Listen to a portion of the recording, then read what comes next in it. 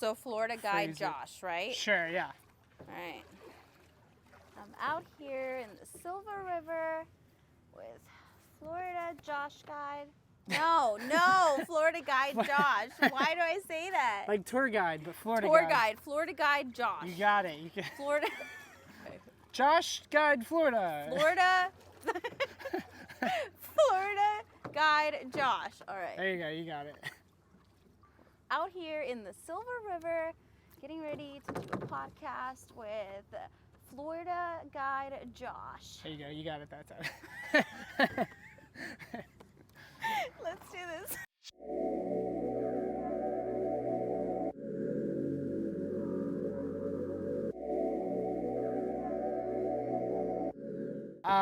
Wow, this looks I know if this so obviously cool. like it's cool when the sun is out too, but there's a little bit of a glare, so it kind of makes it a little bit harder to see. But honestly, like this is so cool. I've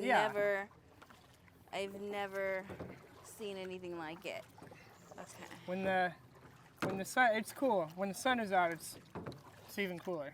So we are out here paddling on the Silver River, and I want to say thank you so much for coming out today. And you can go ahead and introduce yourself, and then we can kind of just chat from there. So. All right. Well, I am Michelle, also known as Mermaid Michi, the guardian of the waters. And, you know, for those of you who were wondering if I'm an actual mermaid, I am. It's a professional mermaid. But I also do other things. I'm a social media manager and content creator. You know, gotta have multiple sources of income. Oh yeah. So yeah, it's kind of a little bit about me. I love our waters here in Florida, and I'm a advocate for them. So you'll definitely see a lot of advocacy and education towards water conservation in Florida on my profile, on my pages. Yeah. So you can definitely find that. And yeah, I'm excited to do this podcast on the water, on a clear kayak. I've never been in one of these. Pretty cool. Yeah. Well, again, thank you so much for the echo from the bridge. Yeah. Thank you for coming out, and I'm excited to hang out and get to learn a little bit about your story. And yeah, so I'm excited. But so yeah, we were talking. You said the last time you were out here was a couple weeks ago. Yes. You're just, I mean, obviously you're just out here for fun, but like, I was gonna ask, did you know that the paddle trail was closed? No. Okay. What happened with that? So I guess they're building a bridge. So they're like this bridge here. Yeah. It goes to the Ross Allen Island, which I'm sure you've probably walked. And then I guess on the far end of that, they're gonna put another bridge that's gonna go across. I don't even know where it's gonna go. I was talking to a volunteer, and they said that they're gonna build some trails out through that side of the park that kind of lead all the way to the campground. Wow. Yeah, so it'll be exciting, but with the state park, they're usually not very. It takes a long time. Yeah. Yeah. They're not very quick with projects, because we've had bathrooms that have been being constructed here, and they were supposed to be done last October, and it is now mid-March almost, and Wow. yeah, so those still are not done, and yeah, it usually takes a little bit. So, Yeah. but yeah, because it stinks when you're out here paddling, and I know obviously it's completely off topic, we're just talking, but when you're out here paddling, and like for myself, and when you're doing tours and all that, the paddle trail is nice because in the summertime you kind of get a break from the sun. And then also when you paddle back upstream, that like going against the current is a lot easier on the paddle trail. When you're on the main river, the current's a lot stronger. And so then you have like double heat, and you have to fight the current. And so it's definitely It's going to be an inconvenience. Yeah, for sure. Oh, wow. I would have never even thought about that. Yep. But I So- guess, yeah, you're out here doing this all the time, every day Yep. in the sun, 24/7. Yeah, when you're doing like multiple trips a day, it definitely, getting that shaded break is nice. And then obviously not being able to swim here. Oh, look below you now, it's cool. Wow. When you get over these really pretty sandy That is patches. so cool. Yeah. I Yeah, wonder, do they make crystal clear paddleboards?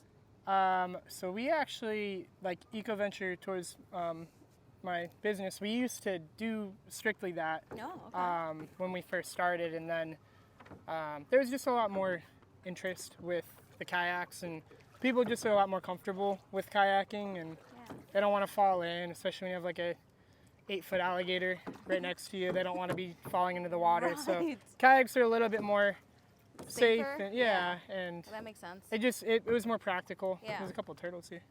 Oh wow. Yeah. It was just a lot more practical for us and everything. So we like slowly transitioned. Like we had only paddle boards, then we got a couple kayaks, and then we kind of like slowly got more kayaks and less paddle boards, and then we kind of just officially have retired from doing paddle boards, the clear paddle boards. Gotcha. That makes sense. Yeah. So.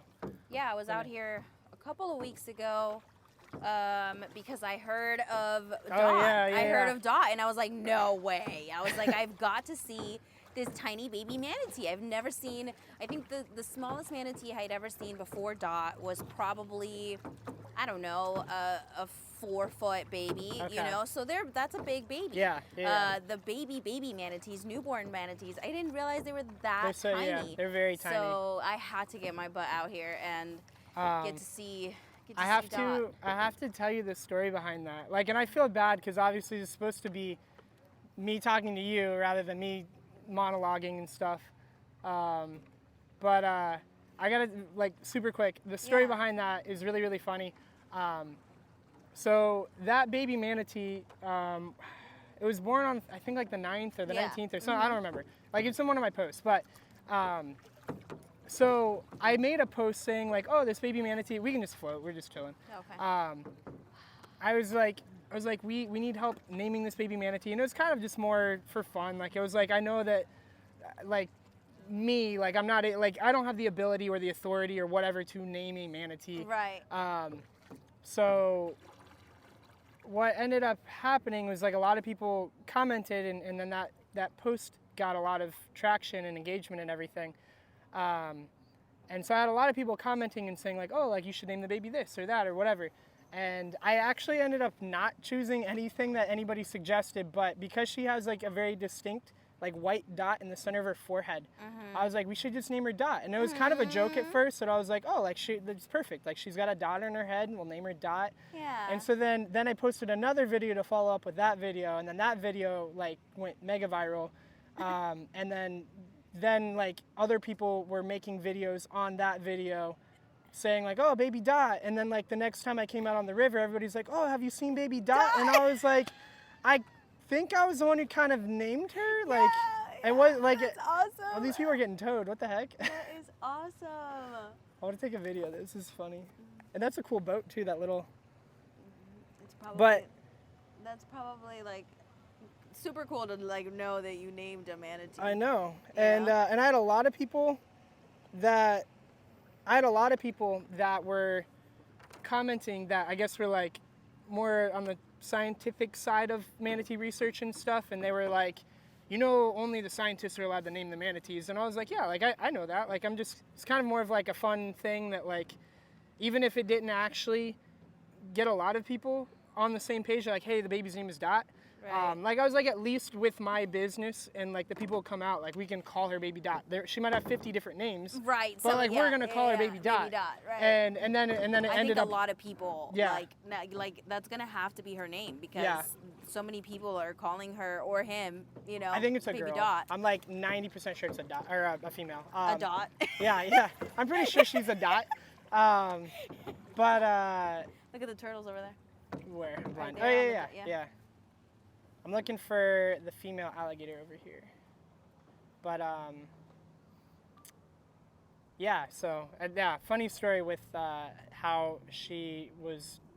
Her name is now Dot. I love that, you know. It's pretty. Yeah, it's a funny story. It's a really cool story, to be honest with you. Yeah. But okay, sorry to go off on that tangent. But so Mermaid. So your name is Michelle, right? And then is Michi just short for Michelle, or like how did that come about? So Michi is like my childhood nickname. Okay. My brothers, sisters, parents, uncles, aunts would all call me Michi. Okay. And when I became a mermaid, you needed to have what's called a mersona. Okay. And so it's a different, you know, you can either be Mermaid Michelle or you could be something else. So I was Okay. like, well, I'll be something else, and I'll be Mermaid Michi. Michi's a good like mermaid name too. Yeah, it's like cute. It's Yeah. cute. You know, people say Michi, Mishi, so it's Yeah. also fun to play around with, and yeah, it's just something that kind of stuck, and then it went from that to, you know, Guardian of the Springs. So people knew me for that for a while, and now it's kind of Mermaid Michi. Sorry to. You see the big gator over there? Oh no way. So you can continue. Yeah. We're just looking.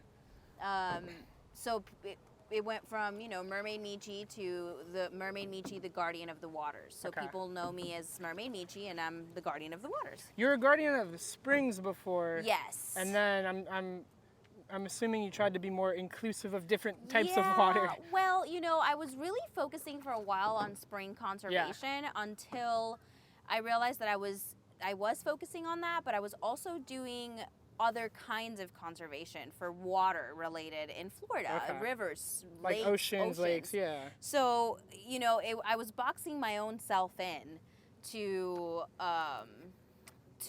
just springs when I'm working on conservation for all of Florida. Yeah. You like know? all Florida waterways. Yeah. Yeah. I think I'm like pretty positive that's the mom that usually hangs out on the island that we just passed. Wow. Yeah. That's so flippin' cool. I know. I think like of all the wildlife to see out on the water, I think the alligators are like my favorite. And I think part of it has to do with the fact that like obviously they're apex predators and has every ability to unalive me. Right. But to unalive, I love that. Yes. Totally. Well, but they're like they're really They're dinosaurs. They're awesome animals, and I think just all of the like survival adaptations that they have is just insane. That they can go like super long periods of time without eating. Yeah. I mean, they're able to, when they can survive like cold climates by like either burrowing in the ground, or I mean, I'm sure that you've probably seen videos of them where they like will be in the ice and the ice will freeze over and they just have their nostril peeking out. Yes, It's I've crazy. seen that. Yeah. They definitely are a predator that has adapted to all types of environments. Yeah. It's pretty cool. They're incredible animals. So I don't know. For me, like the manatees are awesome. I love them, but I think the alligators are my favorite thing to see on the water for sure. For me, it's manatees. Like Okay. I'm telling you, I was a manatee in a past life. Okay. 100% was a manatee in a past life, and that's why I'm a mermaid now. Because Nice. technically, to me, manatees are the original mermaids. Yes. Manatees are what sailors used to confuse mermaids for, you know? Yep. So to me, that like manatees are it, and I definitely feel such a bond to manatees. So if I wasn't a manatee in a past life, I'm gonna be in the next one. I can tell you that. They're super like curious animals, and they obviously don't have any predators. They're super chill and don't really have anything to worry about, and they just, I don't know. Yeah, they're cool animals for sure. And I would definitely have to be a manatee that knows where all the food sourcing is, Yes, though, you know, yes. because that's it'd be also a thing. endless grass. It would have to Hopefully. be, Silver Springs is a good one. It's a good place to be if you're a manatee. For sure. So how did you, what brought you to do the whole manatee? What brought you to do the mermaid thing? Like what, I mean, have you I mean, and I don't even know your background really much. I mean, did you grow up in Florida? Were you always around the water? Was that something you kind of like, you were interested in later in life when you were older? Like how did all that come about? So I've always been in water. I'm a water baby ever since I was born. I was around water. Grew up in the beach and always just being in the water. I was My bad. That was my fault. I was in the swim team. Okay. Like I did all kinds of things involving water, and always have had a love for water. And a long time ago, maybe 7 years ago now, one of my friends got me a mermaid tail for my birthday because he knew That's that I cool. was obsessed with mermaids. Yeah. And so that day, I opened it. I lived really close to a beach in Tampa, so Okay. I went to the beach, put it on, and immediately within 20 minutes, a group of grandmas and moms ran up to me and asked me if I could show up to their granddaughter's birthday party. Oh, that's cool. And from there, I got a couple of birthday parties for those ladies that found me in the beach. And I did birthday parties here and there for a little bit. Okay. Until I did a Guinness World of Book Records cleanup as a mermaid, and I met 3 professional mermaids. Okay. And that's when I was like, wow, these ladies here are professional mermaids full time, living the dream, and they're doing it. Like, I'm gonna do it too. So that's cool. That's a really cool story though, like how that happened. Very cool. And then I, eventually went from just mermaiding for entertainment to using that platform for environmental work. Because a lot of people listen to me more when I'm in my mermaid persona than when I'm a human. So. What, so I was gonna, okay, you were saying like you met professional mermaids. What does that entail? Like they just, like that, like if you're a professional mermaid, what does that mean? So there's lots of different ways that you can be a professional mermaid. You can be a mermaid that entertains at events, grand openings, things like that. You could be a mermaid that works at aquariums, doing shows underwater. You could be a mermaid that teaches other mermaids how to safely be a mermaid, so a PADI or an SSI mermaid instructor. So there's different kinds of I guess jobs that a mermaid could potentially have.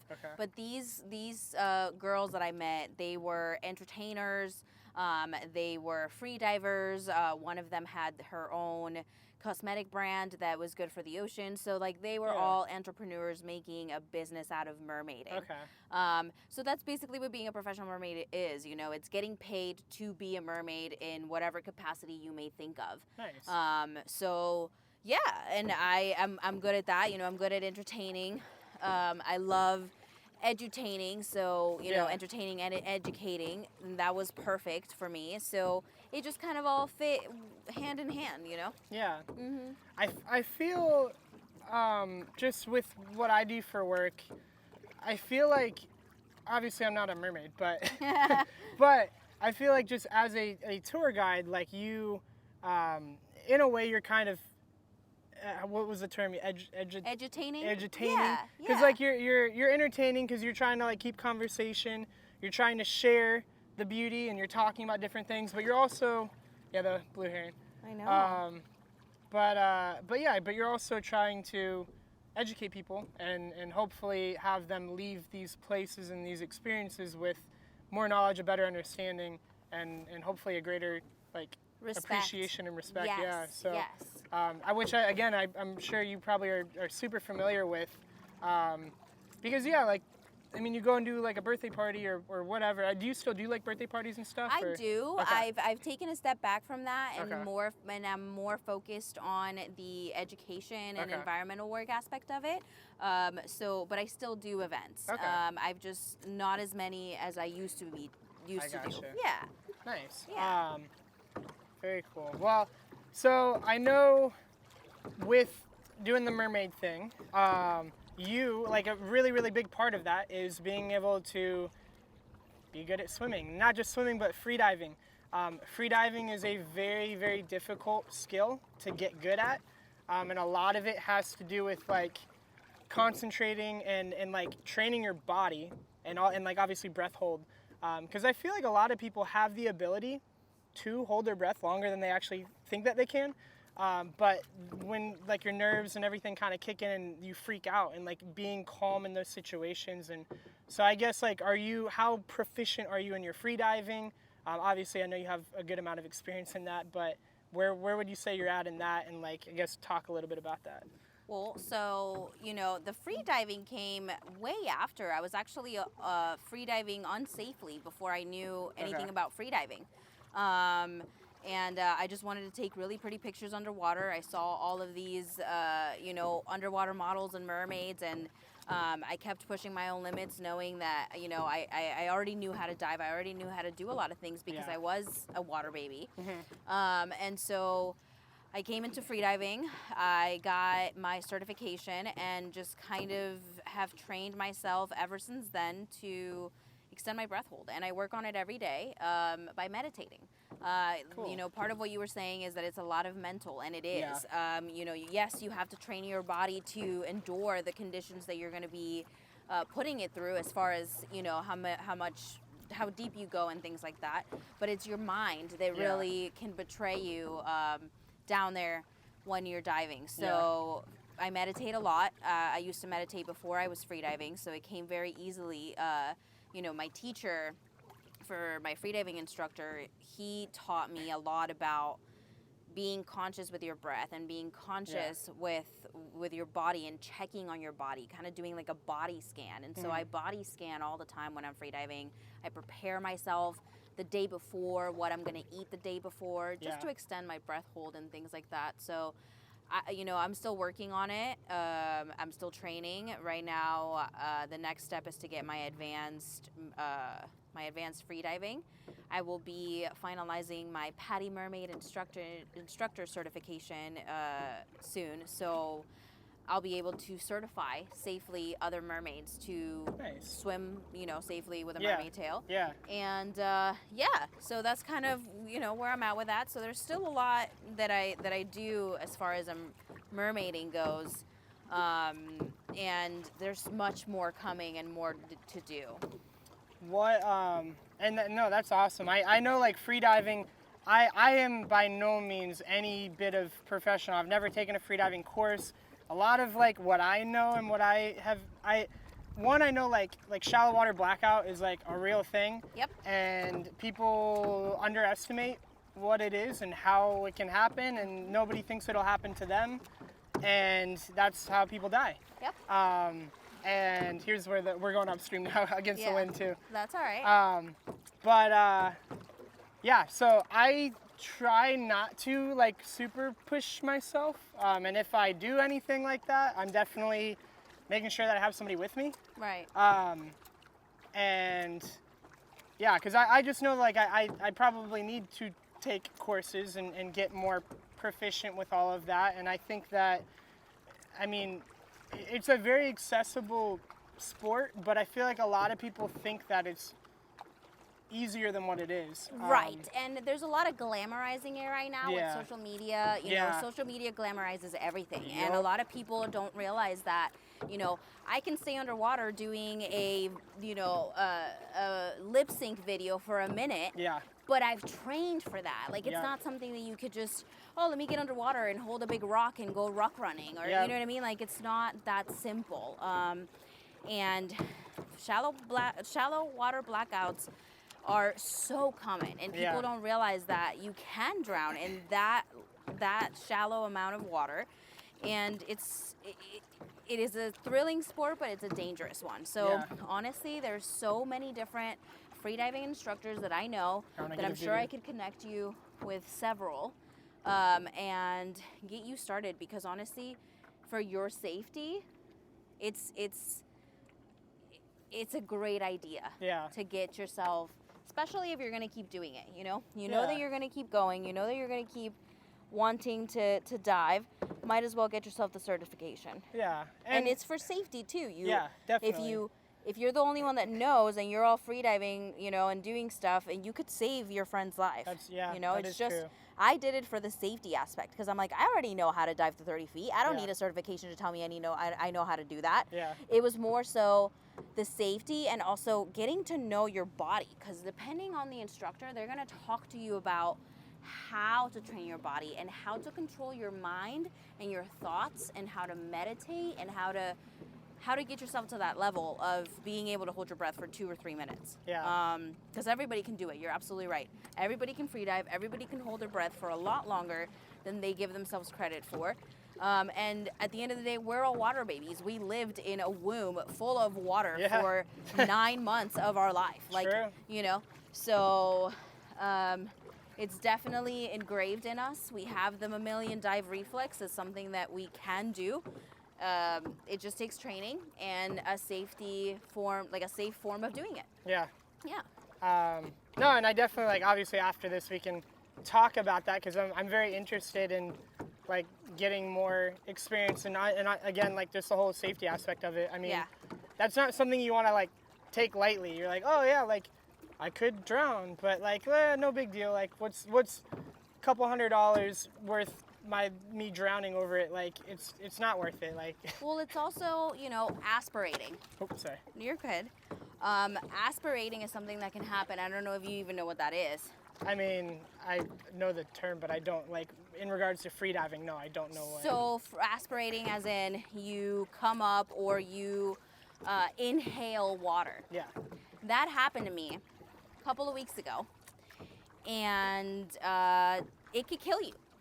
It could. Just getting water in your lungs. Yes, Yeah. because you have water in your lungs. And if I didn't know that, and I didn't know about freediving, and knew myself and my body, and knew that I aspirated instead of choking, which is different, I could have died. So just having that knowledge from my class of, like, okay, what is aspiration? How does your body, like, react to it? What can happen? Should I go to the hospital? Should I not go to the hospital? Yeah. And I was going back and forth with myself of, should I go to the hospital? Should I not? I called my freediving instructor, and literally it was like, okay, well, you could die or you could not. So why don't you just go to the hospital and, like, stop, you know? And I'm glad I did, because I did. I aspirated. I had to get a whole, antibiotics, doctor appointments to make sure that I wasn't going to get pneumonia afterwards and things like that. So even if you're an amazing diver, you could aspirate, you could have a shallow water blackout. There's just so many different things that we cannot control when we are in the water. So it's always better to be safe than sorry, and it's an investment. It's an investment in yourself and your health to make sure that, you know, you can come out of every single dive alive. It's very true. It sounds like you recited that. Or at least you've said it a few times. But well, and for underwater modeling too. I do a lot of underwater modeling, and that's a whole nother animal. Depending on what you're wearing, you could drown. Like, if you're wearing a dress that's very heavy and will keep you down when it's saturated, so there's a lot of different underwater things that is good to have the knowledge that a freediver does. Sorry, continue. Sorry. Yeah, no, that's it. It's good to have that knowledge. No, I agree. I was gonna ask, have you seen that one dude who, I think he lives somewhere in, like, the Middle East, but he does, like, the my gosh. You know what I'm talking about? Yes, I know exactly who you're talking about. He's crazy. Yeah. I know that is not easy. No. And I know you know from this is what you do, that, like, what he does is insane, and people, like, watch it, and he'll do, like, a trendy, like, song, and he'll dance to it or do, like, his underwater routine to it, and people just like, oh yeah, like, that's cool, or like that, but, like, no, like, that is it's extremely crazy. difficult. And he, like, all of his movements are so, like, to the beat, precise, and, like, it's insane how good he is. It's wild. Are so many of those dances that I cannot do, and I give him props, because I will spend hours underwater trying to do these dances, trying to match it up, and it is so much, like, I'm a dancer, so I can dance above water. Yeah. So I know the dance above water, but doing those things underwater to the beat, sometimes they're so fast. So I'm obsessed with that guy, and that helps, you know, learning how to freedive and do all that also helps me stay underwater, which allows me to be more comfortable without a mask, with being able to lip sync. I love doing the lip syncing videos. People think it's crazy, and it's a lot of fun. It's a lot of fun, and being able to hold my breath for a long time is not just so that I can dive deep. It's so that I could do those kinds of things as well, you know? What, oh my goodness, I totally just lost my question. I'm so sorry. It was about the, so with the music. So if you're doing, like, so obviously your routine, it's not like you just jump in the water and you're able to, like, in rhythm dance to a song, because, like, does the song play underwater? Like, how do you know what the rhythm, like, how do you Is it just purely memory? I basically memorize and prepare before I even get in the water, right? So depending on the sound, I learn the sound so that I know it by heart. And if it's a dance, then I learn the dance and I do it all, and I practice above water before I go underwater.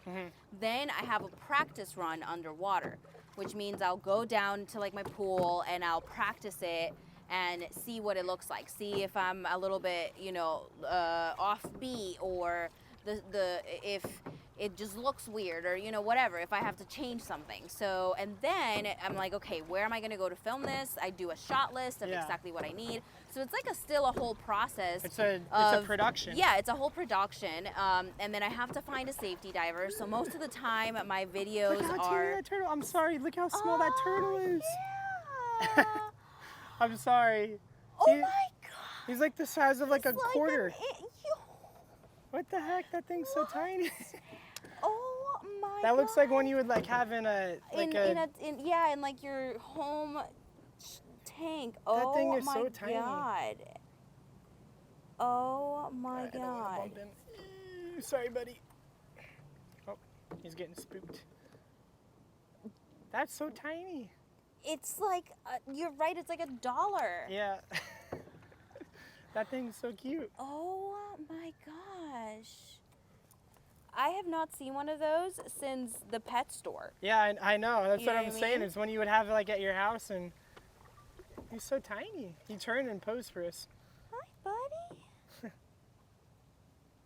Aww. It's cute. How did you even spot him? Do you I have don't like know. 20/20 vision? No, dude? I just know like. Holy macaroni.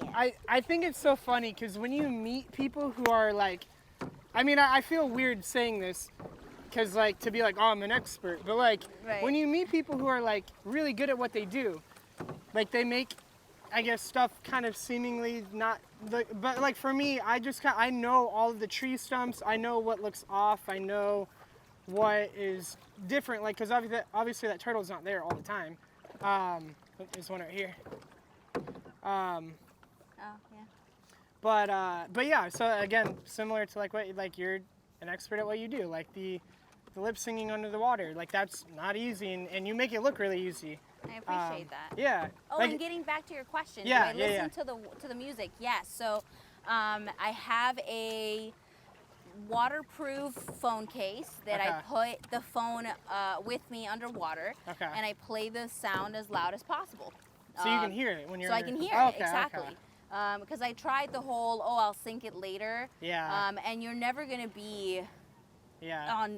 You're never gonna be on point unless you have the sound to go with. Yeah. So unless if you're like that good at memorizing. Correct. Like the rhythm of a song. Yeah. And even so, like there's no songs that I know like the back of my head, but if I do it underwater without the music, I'm off by a millisecond. You can tell. Yeah.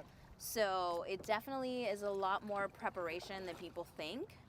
And then either having a good camera person or what I usually do is I mount my camera somewhere so it's looking at me, there's no movement whatsoever, and my safety is behind the camera. Okay. So that there's a lot less room for error there. Yeah. And it makes it a lot easier. But sometimes if it's swimming things or videos where I just need somebody to follow me and things like that, then the cameraman, follows me around versus just a static shot. So there's a lot of planning to it. I definitely take my shooting seriously, and I have what are called shot lists and a plan, and I call them content days, where you go and you create the content, and then there's times where there's no content creation. It's just go out and have fun and enjoy the water. Yeah, exactly. So, yeah.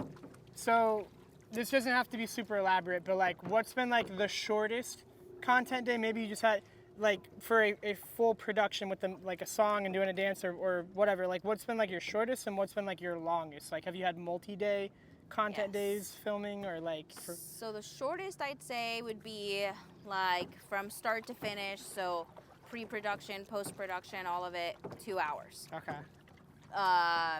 The longest, I'd say a whole weekend, like 3 days, because it was a whole weekend of, I'm here literally just to create content. Yeah. And that was creating content for a brand. So I was saying I'm also a content creator. Yeah. I create content for brands. to either post on their social medias or I posted on my social media and things like that. So that was for one of the shoots that I needed to do. So it was literally content all day, had the day planned out, knew where we were going, what we were shooting, all of that. So, Okay. yeah.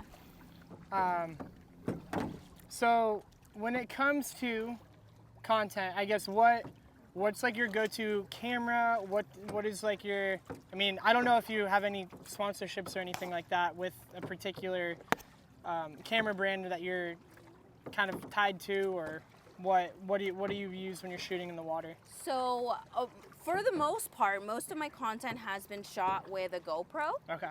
I usually always have the latest GoPro, but recently I've started using the Ace Pro from Insta360. Nice. So it's like a GoPro, but I have to say it's better. Okay.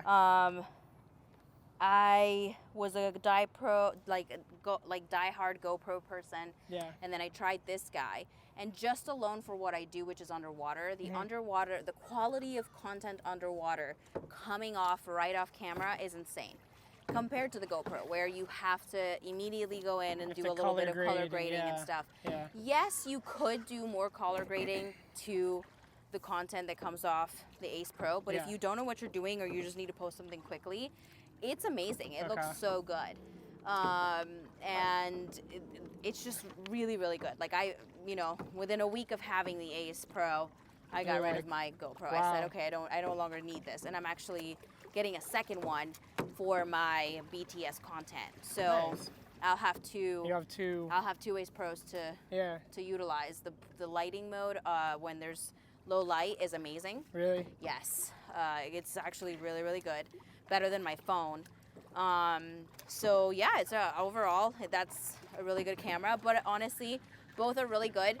Depends on what you want to use them for. Yeah. And I think they're around the same price. Mm-hmm. So yeah, that would be if anybody wants to get a camera to do underwater content creation, a good one is either the GoPro. I would get the latest one if you can. Or anywhere from like the 10 up, because they have more stabilization. Yeah. Or get the Ace Pro. The Ace Pro is amazing as well. My action camera story or journey, I guess, was like I started with GoPro. I think I had like the 3 or the 4 was like the first one that I had. Okay. And then the most recent one I have, which is this camera that's on you right now, is the Hero 9. Okay. And then I was ready to upgrade because the 9 is like 3 or 4 years old now, and it's not bad, but it's definitely getting outdated. Yeah. And so then I kind of was like, okay, do I want to go GoPro again, or do I want to try something different? And then actually kind of doing this podcast is because I wanted a good mic system, and when I was looking into mics, I saw like the Rode wireless mic, and then I saw the DJI one, and then I ended up kind of going with the DJI, and it works seamlessly with the DJI action camera, which is what I have. Right. And so that's kind of why I went that way. But when I compare, I know this is the Hero 9, which is a little bit older, and this one is, I think, the equivalent of like the GoPro Hero 11. Okay.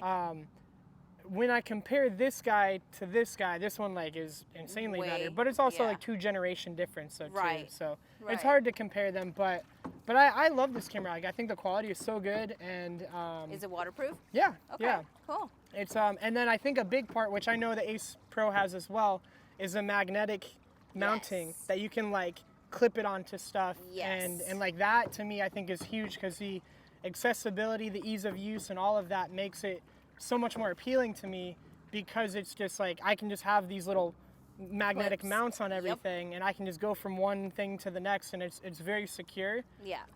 But it's also like really quick and easy to use. Yeah, I absolutely love it, honestly. Yeah. I love the magnetic clips. It makes it a lot easier, like user friendlier. Yep. Faster. So definitely.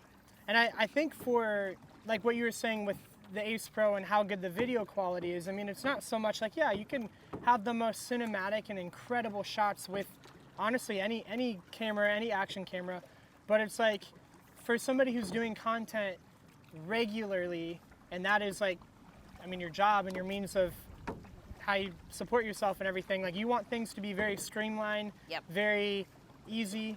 And if you don't have to, if you can eliminate that post-process editing and you just use what's straight out of the camera, oh, my bad. And you're just using straight out of the camera, I feel like the Ace Pro blows the GoPro out of the water. Yeah. But like if you're color grading, GoPro I think potentially could be a better camera. Right. So yeah, it just kind of depends on what your use case is and all Yeah, of like that. I don't have a lot of background in editing and stuff Yeah. like that, right? So for me, it makes it a lot easier to just be able to post something right off camera Oh, yeah. without needing to do much, right? And with the GoPro, it was a little bit more of a process, which is still fine. Yeah. But for ease of purpose, that was one of the reasons why I really like the Ace Pro. It's Yeah. just right off camera. It looks amazing, and obviously it's going to look really good if you put a little bit more editing time into it. Yeah. Ooh. I know that wind. Looks I'm like we trying might get some rain. I know. I'm okay with that. Yeah. I might grow a tail, though. Yeah, I know. It kind of looked like it was going to rain this whole entire paddle, but it ended up kind of being nice because it wasn't 85 degrees out like the Right. weather said. Yeah, I thought that's literally what gonna I be dressed hot. for. Yeah. Yeah, like the whole hat and everything. I'm like, oh man, I'm a burn. Yep. Well, I guess we are kind of heading back to the ramp. We're on the paddle chair. We can kind of just drift for a second because I don't want to catch up with the people in front of us. We can Okay. just chat. But so I guess before we come to a close here, which I know is sad, do you have anything that you would want to like share or talk about? I mean, I guess like real quick, we can touch on like conservation and stuff. So Yeah, totally. what I mean, because obviously you talked a little bit about the story of like getting into doing the mermaiding. How did you transition into doing like conservation, and how did that become a big part of what you do? Well, I realized that I wasn't getting anywhere with my conservation messaging as a human. So I decided to give it a go as a mermaid. And the video that I posted with the conservation went viral overnight. Grew 20,000 followers. Like, it was insane. So I realized at that moment I needed to blend the two instead of keep them apart. Yeah. And it was the best thing that I've ever done for myself because, I use the character Mermaid Michi, the Guardian of the Waters, as a character to not only bring magic to people and to people's events, but then also as a way of allowing the conversation of conservation for water to happen naturally, right? Yeah. People ask me who I am. I tell them I'm the Guardian of the Waters, and they're like, well, what does that mean? And I start with my persona. My job is to guard the waters of the planet, and everything is connected, and so it just creates a very easy way for me to talk about conservation in a magical way and get people to listen. Yeah. And I absolutely love it. So there's more to come with that. There's all kinds of different avenues that I'm going for as far as edutainment. Yeah. And it all started off of one video of me trying to get a message out. And it's not going to stop. A lot of people know me in this world for my conservation efforts as a mermaid.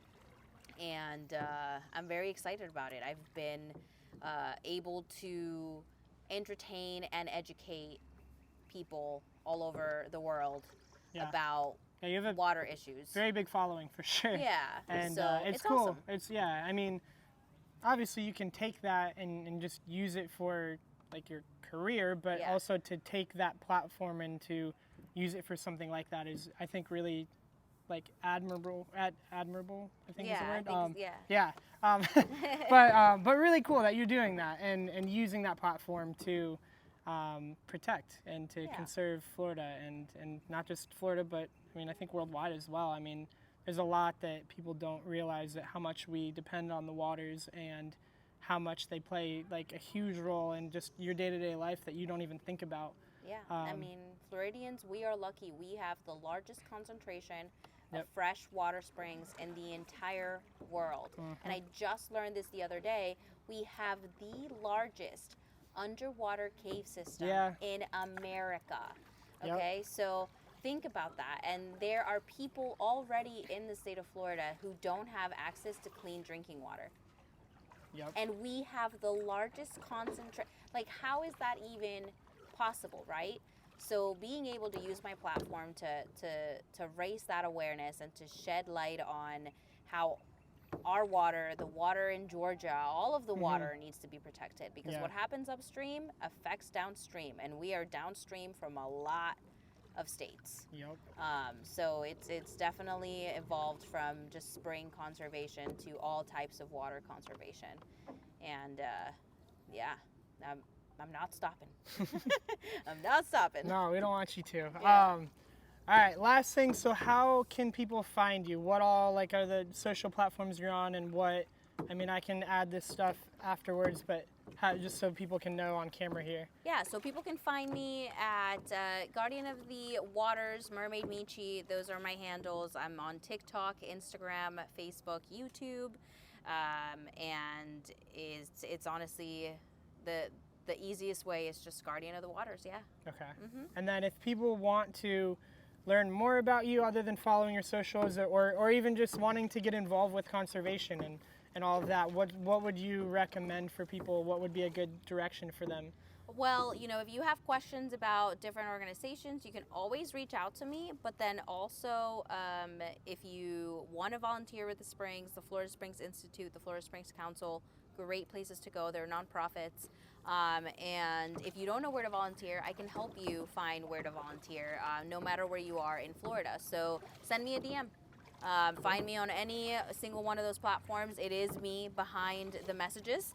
So you will get my response, and we'll get you started with water conservation. Cool. Well, thank you so much, Michelle, Mermaid Michi, for coming out. I do appreciate you. I appreciate you. It was a lot of fun getting to meet you, because I know we haven't officially had this conversation, so it's cool to get to do this and get to share this message with people. So thank you for coming out. And thank you for hosting us. This is awesome. I absolutely love that we get to come out and enjoy nature and talk about nature. Yeah. In one of the most beautiful places in the world. So thanks for having me. I appreciate it. Thank you so much, Michelle. Yeah. All right. Take care. This is awesome.